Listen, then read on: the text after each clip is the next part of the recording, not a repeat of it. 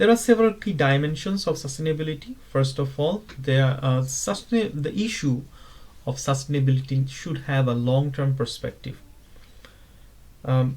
We should always have a forward-looking perspective when we are talking about dealing with or developing strategies that relates with any sustainability issue.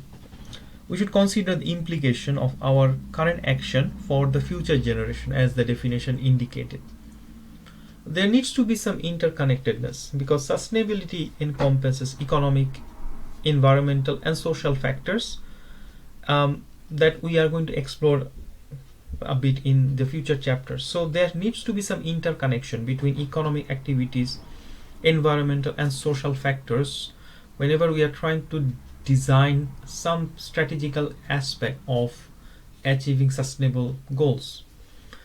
And sustainability is always linked back to decision making because we actually need to decide how much or in which dimension we will try to integrate sustainability practices into a business or in our personal life.